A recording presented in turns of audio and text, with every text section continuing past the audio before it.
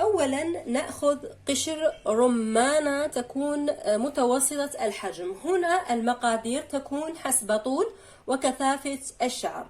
يمكن استعمال قشر رمان طازج كما يمكن استعمال قشر رمان مجفف حسب المتواجد في البيت. قلت أولا نأخذ حوالي قشر رمانة متوسطة الحجم، ونضيف عليها هنا المكونات التالية. هنا نضيف ملعقة صغيرة من القرنفل أو المسمار، قرنفل أو المسمار، حوالي ملعقة صغيرة قلت، ونضاعف المقادير حسب طول وكثافة الشعر. ملعقة صغيرة من الشاي الأسود أو يمكن استعمال شاي الأخضر، وكذلك نأخذ حوالي ملعقة كبيرة من الميرامية أو السالمية لصوج. هنا ميرامية قلت، معروفة ومتواجدة عند العطار. ثم نضيف حوالي كوب من الماء المغلي على هذه المكونات، ونترك هذه المكونات مع إحكام إغلاق هذا الإناء ليلة كاملة. نقوم بنقع هذه المكونات لليلة كاملة.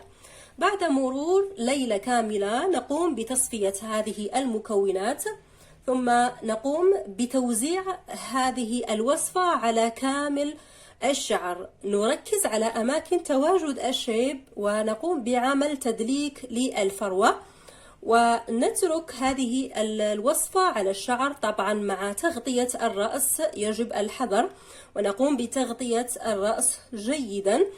نتركه من ساعة إلى ساعتين، وبعدها نقوم بغسل الشعر. يفضل هنا استخدام شامبو الميرامية، وهو موجود في القناة. شامبو الميرامية مع هذه الوصفة يعطيك نتائج مبهرة.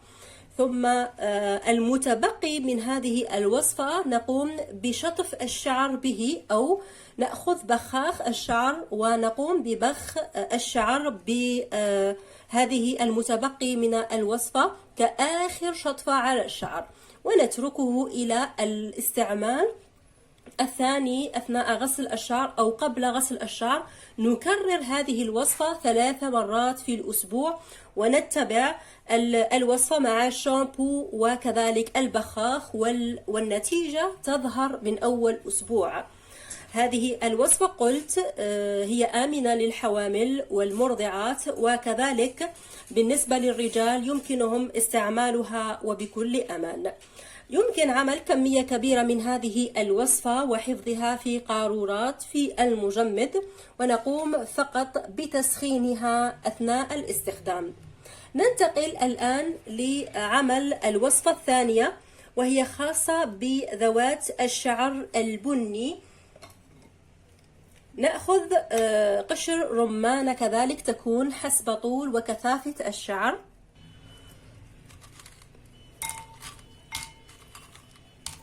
ونضيف هنا المكون الثاني. هنا نضيف أعواد القرفة أو الدارسين. يمكن إضافة قرفة أعواد أو قرفة تكون مطحونة ملعقة طعام كبيرة، أو 4 أعواد من القرفة. ثم نقوم بإضافة كوب من الماء المغلي كذلك، ونترك المكونات لتنقع لمدة ليلة كاملة، ونستخدمها بنفس استخدام الوصفة الأولى. نستخدم هذه الوصفة بتوزيعها على الشعر، وبعدها غسلها، وآخر شيء نقوم ببخ المتبقي من هذه الوصفة على الشعر.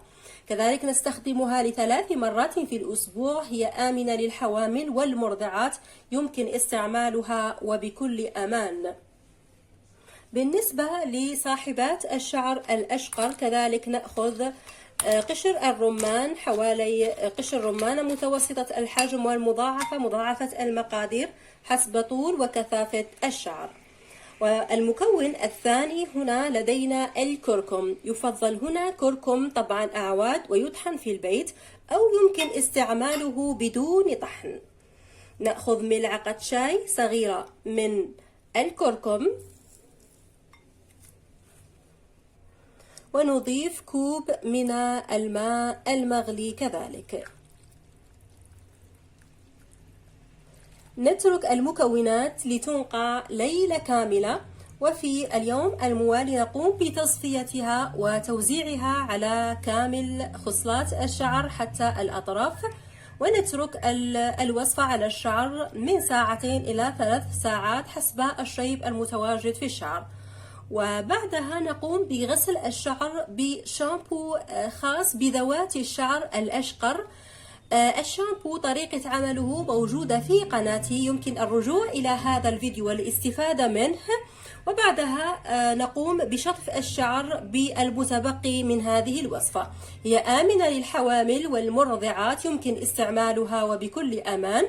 ونستخدم هذه الوصفة قبل كل استحمام.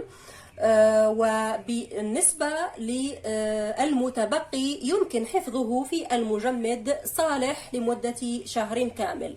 ننتقل الآن لعمل زيت قشر الرمان، يمكن استعماله لجميع أنواع وألوان الشعر. نأخذ قشر رمانة واحدة تكفينا، ثم نضيف عليها كوب من زيت الزيتون. نغطي على الزيت بكيس أسود ونتركه في مكان مظلم ويكون جاف لمدة 2 أسبوع كاملين. يمكننا هنا استعمال قشر الرمان المطحون بدل قشور الرمان بدون طحن في هذه الوصفات، لا مانع أبدا في ذلك.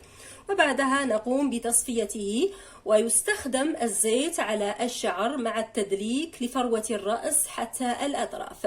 يترك على الشعر، يمكن استعماله ليلة كاملة حسب الشيب، أو يمكن استعماله من 2 إلى 4 ساعات، ثم نقوم بغسل الشعر بالطريقة المعتادة.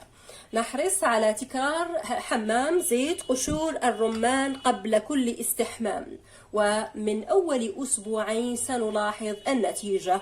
صلاحيته تدوم لمدة 6 أشهر، آمن للحوامل والمرضعات وحتى الرجال. بالأخير لا تنسوا مشاركة هذا الفيديو مع باقي الأصدقاء كي تعم الفائدة. أترككم في رعاية الله وحفظه، والسلام عليكم ورحمة الله وبركاته.